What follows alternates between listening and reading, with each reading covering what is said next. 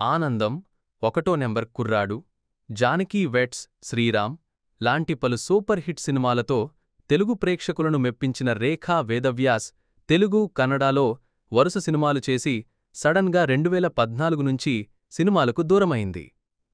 2 ఏళ్ల క్రితం ఓ టీవీ షోలో కనిపించింది.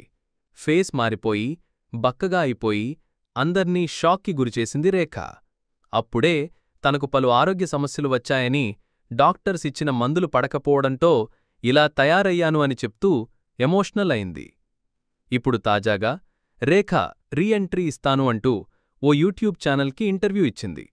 ఈ ఇంటర్వ్యూలో రేఖ సినిమాలకు గ్యాప్, తన హెల్త్ సమస్యల గురించి మాట్లాడుతూ 2014 తర్వాత పర్సనల్ రీజన్స్ వల్ల సినిమాలకు దూరమయ్యాను. కోవిడ్ ముందు సినిమాలు మళ్లీ చేయాలి అనుకున్నాను. రీ ఎంట్రీ ఇచ్చే ముందు అలీతో సరదాగా షోకి వచ్చాను. ఆ ఇంటర్వ్యూ బాగా వైరల్ అయింది. ఆ తర్వాత రీ ఎంట్రీ అవుతాను అనుకున్నాను. కానీ అది వచ్చిన వారం రోజులకే కోవిడ్ వచ్చింది. ఆ తర్వాత నేను హెల్త్ సమస్యలు చూశాను. 3 ఏళ్లు చాలా పెయిన్ చూశాను. చాలా బాధపడ్డాను హెల్త్ సమస్యల వల్ల. ఇప్పుడు కోలుకున్నాను.